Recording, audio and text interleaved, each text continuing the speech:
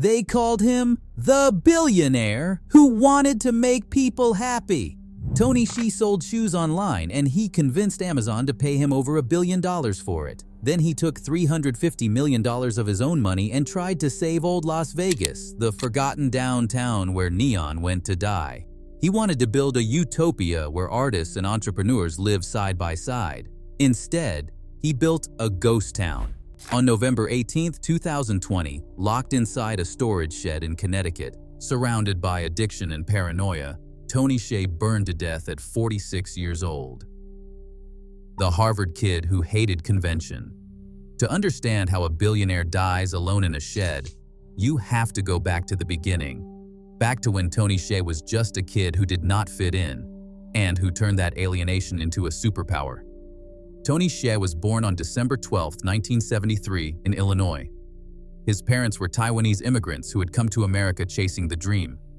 Richard and Judy Hsieh were scientists, the kind of people who believed in education, discipline, and measurable results. They raised Tony and his two younger brothers, Andy and Dave, in the suburbs of Marin County, California, in a household where achievement was not optional. Tony was brilliant. Not just smart, brilliant. The kind of kid who taught himself programming before anyone thought it was cool. But he was also strange, quiet, awkward. The type who would rather spend hours building something in his room than talking to people at parties. He did not connect easily. He did not care about the same things other kids cared about. At Branson School, a private high school in Marin, Tony started his first business. He sold custom buttons with slogans and designs.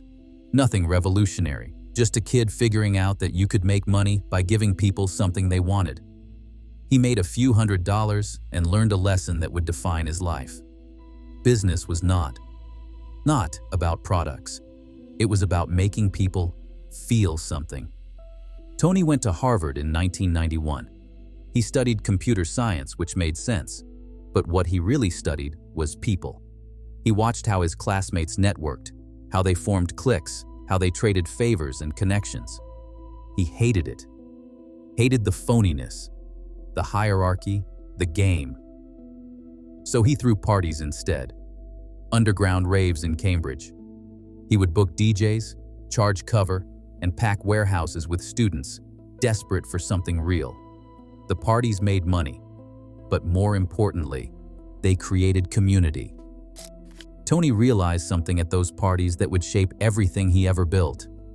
People did not just want products or services, they wanted to belong.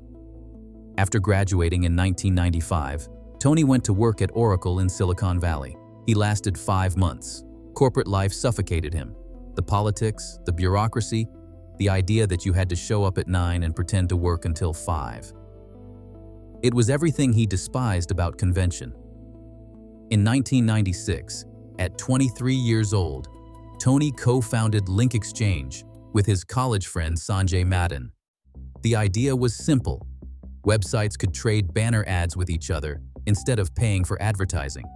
Small businesses loved it. The company grew fast, really fast. By 1998, LinkExchange had 4 million members and 85 employees. Microsoft came calling. They offered $265 million. Tony was 24 years old, and he said yes. Overnight, Tony Hsieh became a Silicon Valley millionaire. He could have retired, bought a mansion, played golf for the rest of his life, but that was not what Tony did. The sale of LinkExchange taught him something that would haunt him for the rest of his life. In the final months before the Microsoft deal, LinkExchange had grown too fast. The culture had turned to toxic. Employees Tony did not know, did not trust, did not care about. People who showed up for a paycheck, not a mission. The parties stopped. The energy died. LinkExchange became everything Tony hated. A corporation. He swore he would never let that happen again. Next time, he would build something different. Something where culture mattered more than profit. Where happiness was the product. And then, in 1999, a man named Nick Swinmurn pitched him an idea: selling shoes online. Tony thought it sounded crazy, but he invested anyway. $500,000. Because it was not about shoes. It was never about shoes. Zappos, building happiness. The company was called Zappos, short for zapatos, Spanish for shoes.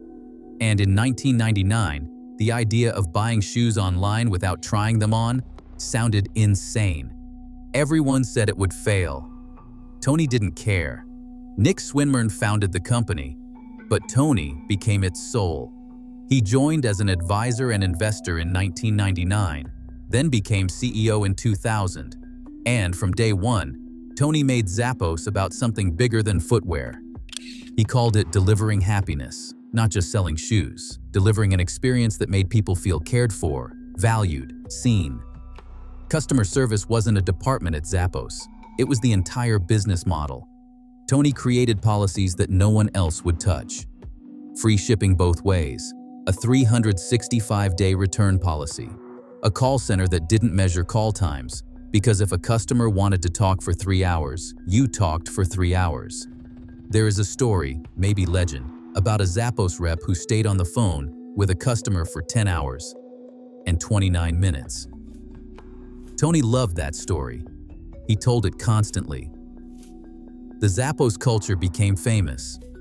New employees went through a month-long training program. At the end, Tony offered them $2,000 to quit. If you were just there for a paycheck, take the money and leave. Only people who believed in the mission should stay. The Zappos headquarters in Henderson, Nevada, didn't look like an office. It looked like a playground. Desks decorated with toys and lights, parades through the cubicles.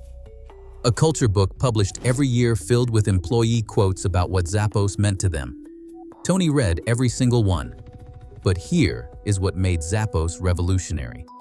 Tony understood that happy employees created happy customers, not the other way around. Most companies focus on customer satisfaction and treat employees like disposable parts. Tony flipped it. Take care of your people, and they'll take care of everything else. Happy employees mattered. By 2007, Zappos was doing over $800 million in annual revenue. By 2008, it hit $1 billion.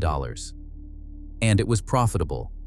Not venture capital profitable, actually profitable. Real money, real growth. Built on the radical idea that culture could be a competitive advantage.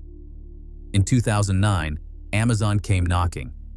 Jeff Bezos offered Tony a deal, $1.2 billion, half in cash and half in Amazon stock.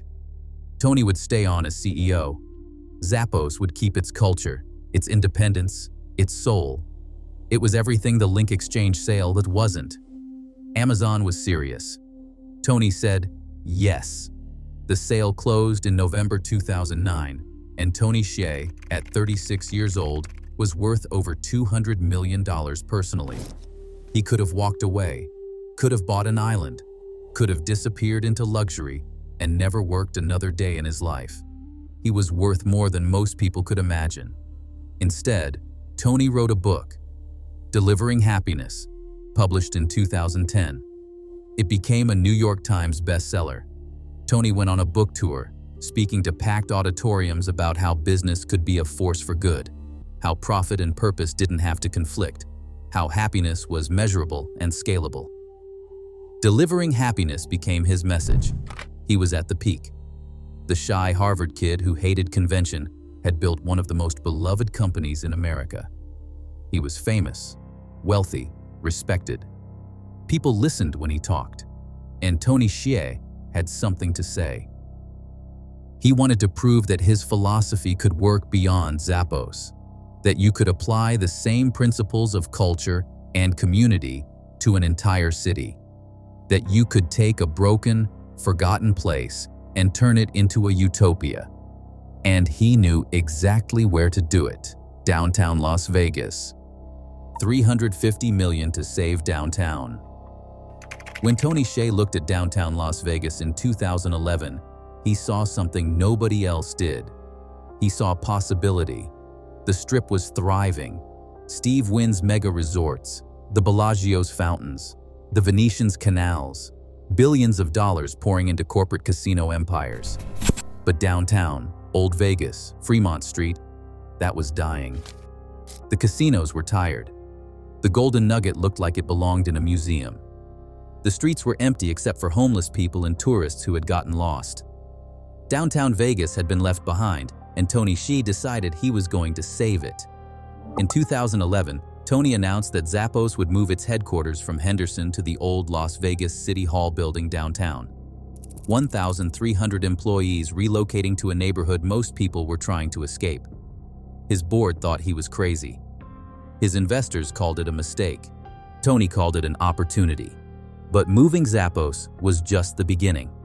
In January 2012, Tony launched the Downtown Project, $350 million of his own money to revitalize 40 square blocks of downtown Las Vegas.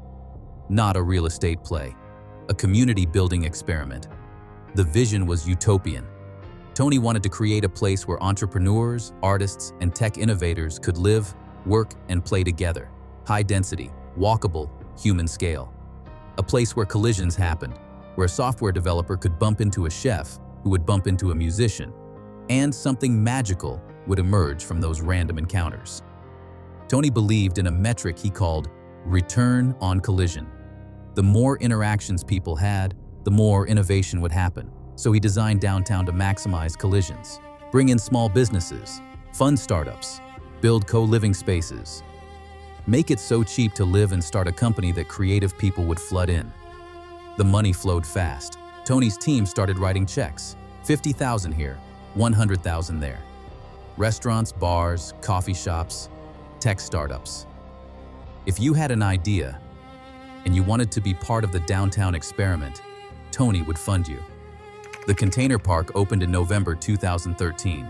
29 shipping containers turned into boutique shops and restaurants with a praying mantis sculpture that was 40 feet tall and that shot flames from its antennae. It was weird. It was Tony. And people came. Downtown Cocktail Room, Commonwealth, Latai, Park on Fremont, Insert Coin, The Beat Coffee House. Businesses with actual character, not corporate chains. Places that felt authentic. Tony wanted downtown to have soul. He bought the old Ferguson's Motel and turned it into a communal living experiment. Dozens of entrepreneurs and artists living in tiny rooms, sharing kitchens, bumping into each other constantly.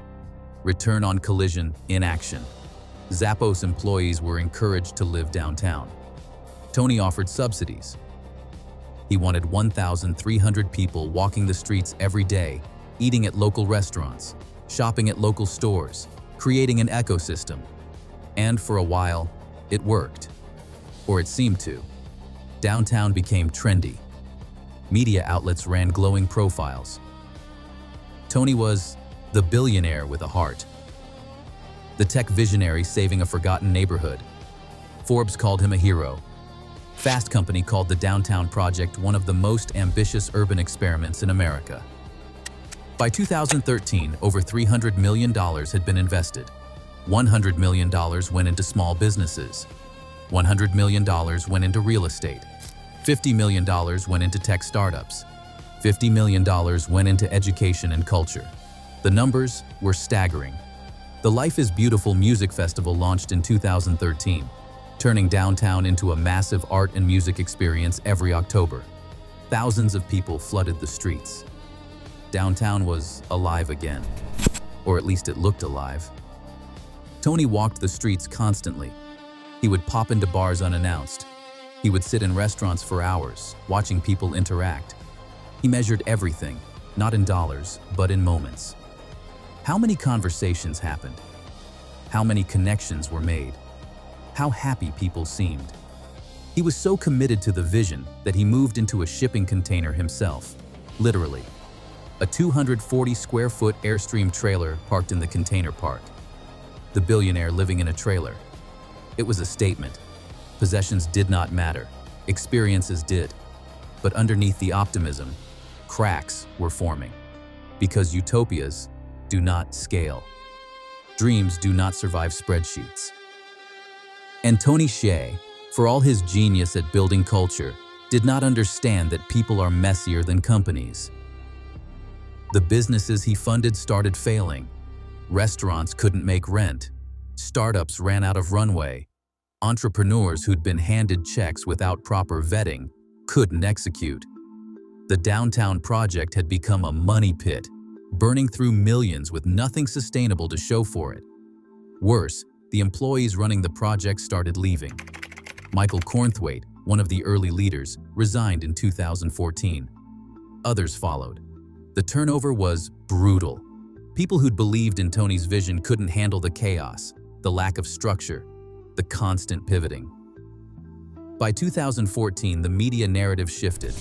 What had been a celebration became a cautionary tale. Reports of financial mismanagement, stories of businesses folding, questions about whether Tony's utopia was just a billionaire's vanity project. And Tony started disappearing. Not physically. He was still downtown, still in his airstream. But something had shifted. The energy that had fueled Zappos, the optimism that had launched the downtown project, it was fading. And in its place, something darker was creeping in. Paradise lost. The suicide started in 2015. Jody Sherman, a tech entrepreneur who'd been funded by the downtown project, killed himself in January 2015. He'd been struggling. His startup was failing. The pressure was overwhelming. He left behind a note about the unbearable pain of failure. Matt Berman, another downtown project entrepreneur, died by suicide in January 2015. Another founder who couldn't make it work. 3 months later, in April, Ovik Banerjee, a tech entrepreneur involved in downtown, took his own life. 3 deaths in 4 months, all connected to Tony's dream. The media started asking questions. Was the downtown project toxic? Was Tony pushing people too hard? Was the culture of relentless optimism and return on collision creating unbearable pressure? Tony was devastated. He blamed himself. He'd given these people money and opportunity and they died. The weight of it crushed him. But instead of pulling back, instead of examining what went wrong, Tony did what he always did. He doubled down. He became obsessed with happiness metrics. Not real happiness, measurable happiness. He talked about brain chemistry, dopamine and serotonin levels. He started experimenting with ways to optimize joy, biohacking before biohacking was cool. And somewhere in there, Tony started using drugs, not casually, heavily. Nitrous oxide became his drug of choice. Whippets, little canisters of laughing gas that you inhale for a 30-second high. Tony would go through hundreds of canisters a day. His friends watched him sit in his airstream, sucking down whippet after whippet, chasing a feeling that kept slipping away. Then came ketamine, mushrooms, alcohol. Tony's sobriety, which had always been shaky, collapsed completely. And the more he used, the more paranoid he became, the more isolated, the more convinced that people were out to get him. Zappos was suffering, too. After the Amazon acquisition, Tony had promised that nothing would change. But everything changed. Amazon's corporate culture seeped in. Metrics, quarterly targets, efficiency, all the things Tony hated. In 2013, Tony had implemented something called holacracy at Zappos. It was supposed to be a revolutionary management system. No job titles, no hierarchy. Self-organizing teams, pure chaos.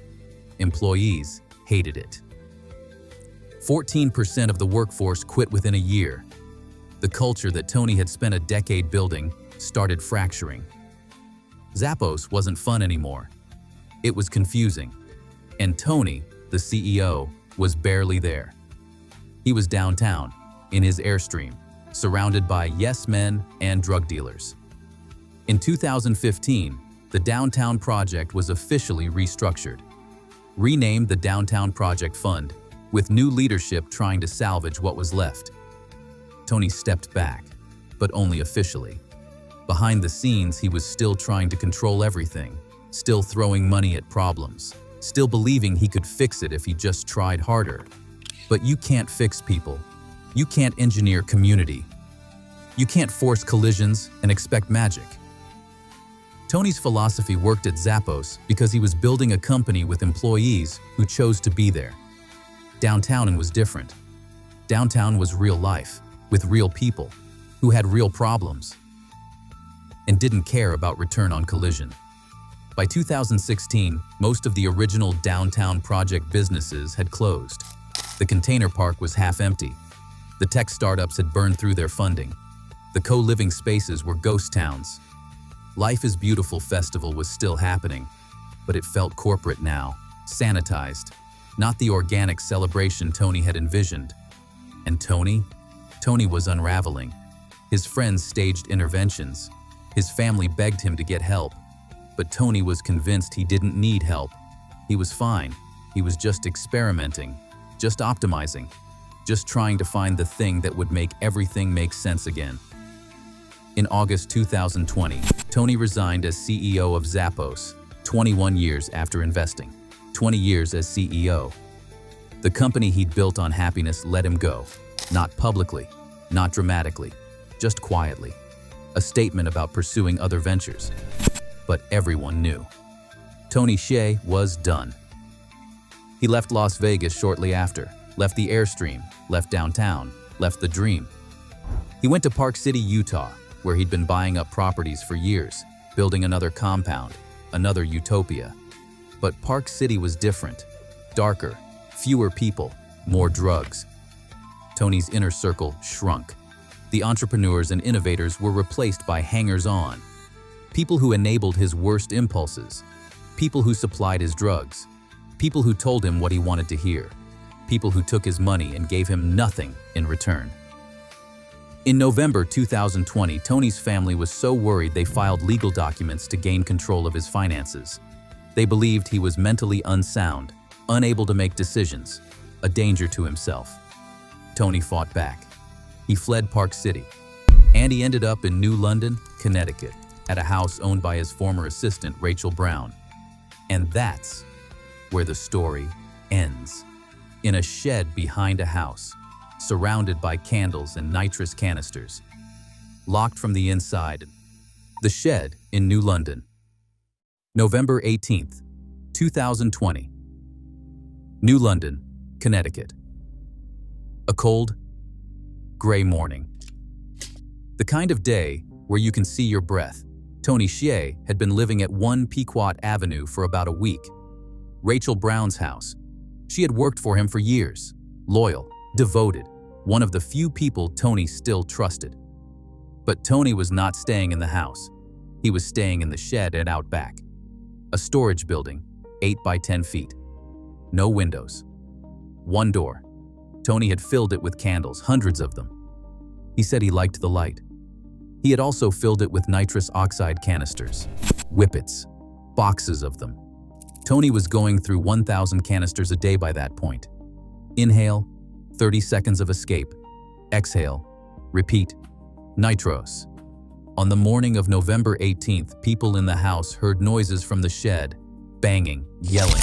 They could not get the door open. Tony had barricaded it from inside. Furniture pushed against the door. Nobody could reach him. At 3:30 in the morning, someone called 911. Smoke was pouring from the shed. By the time firefighters arrived, the structure was engulfed. It took them minutes to break through the barricade, minutes that Tony did not have. Smoke. They pulled him out, alive, barely. His body was burned. Smoke inhalation. Third-degree burns over 70% of his body. He was conscious for a moment, long enough to be airlifted to Bridgeport Hospital. Alive. Tony Hsieh died at 3:33 p.m. on November 18th, 2020. He was 46 years old. Died. The investigation into the fire took months.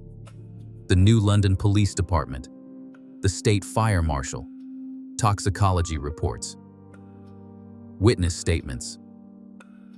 And slowly, the picture came together. Investigation. Tony had been locked in the shed for hours, high on nitrous oxide and alcohol. The candles he had surrounded himself with, the ones he said he liked, those candles ignited something. Blankets, cardboard. The shed was full of debris. The fire spread fast, and Tony, high and disoriented, could not get out or did not try. Ignited. The medical examiner ruled it an accident. Smoke inhalation and thermal injuries. No evidence of foul play. Just a man alone in a shed, surrounded by the tools of his addiction, who ran out of time. Accident. Tony's family was devastated. Richard and Judy Hsieh released a statement. Their brilliant son, their beautiful boy, gone. His brothers, Andy and Dave, stayed silent. What could they say? That they had tried to save him? That they had filed legal documents to take control of his assets? Family. Rumors circulated that Tony had run from them. The estate was a nightmare. Tony had not updated his will in years. Dozens of people came forward claiming Tony owed them money. Business partners, friends, hangers-on. The lawsuits piled up, with claims totaling over $100 million. One lawsuit came from Brett Gorman, one of Tony's Park City associates. He said Tony had promised him $10 million verbally days before his death. The courts dismissed that claim. Another lawsuit came from a woman named Jennifer Pham, who had been Tony's assistant and had followed him from Las Vegas to Park City to Connecticut.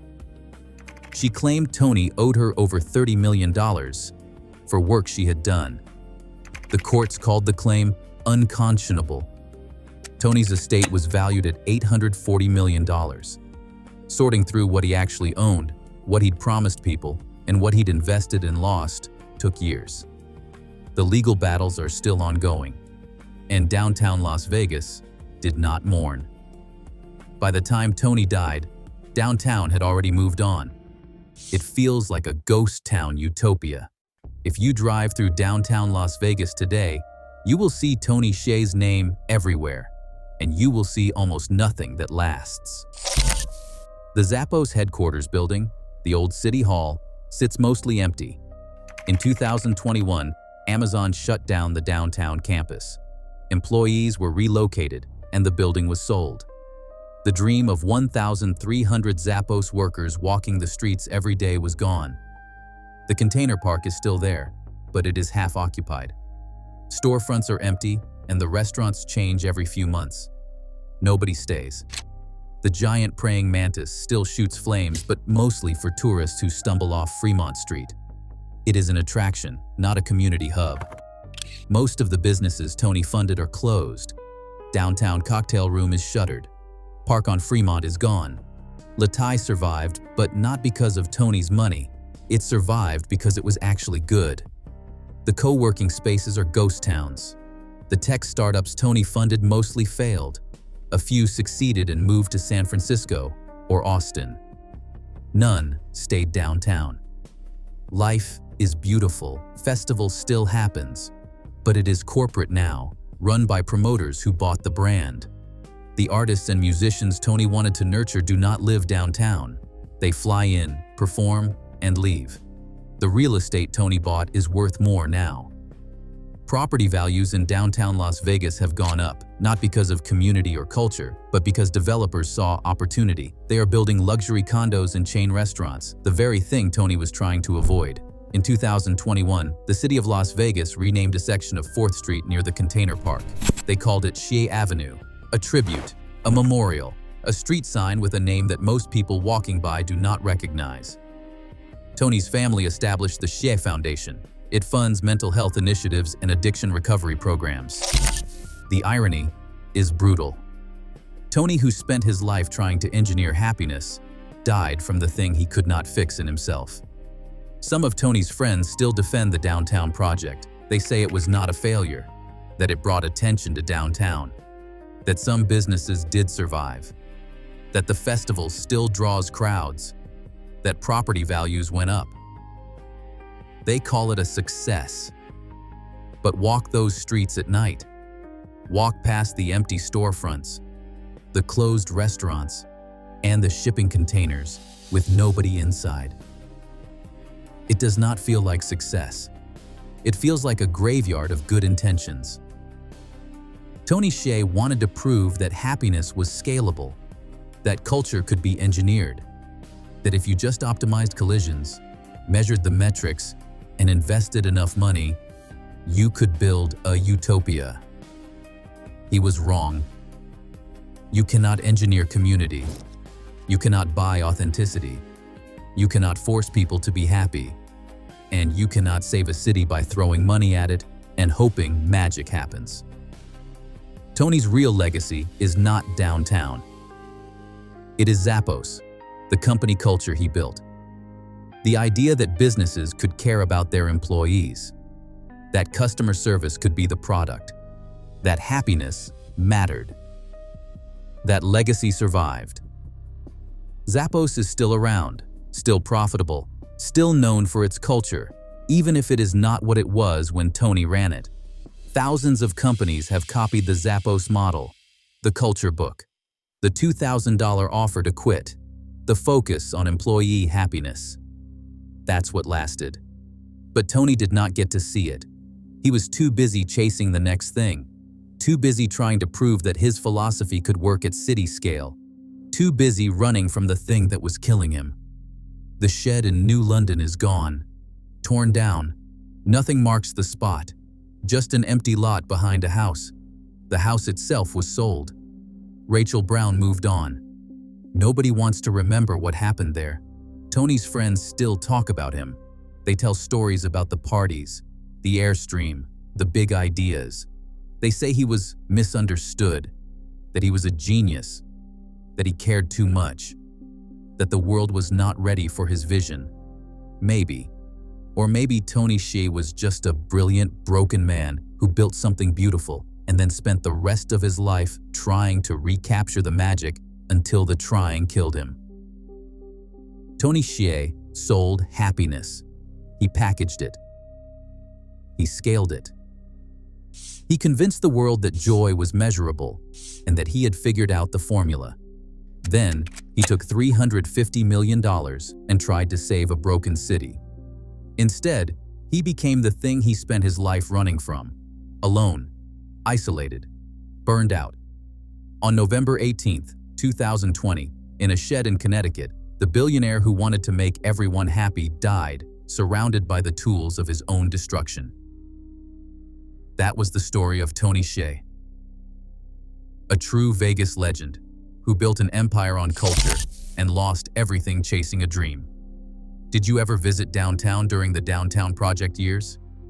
Do you remember what Tony was trying to build? Tell me in the comments. And if you love discovering the real stories behind the ambition and tragedy that shaped Vegas, hit subscribe, because every legend has a story, and Vegas never forgets.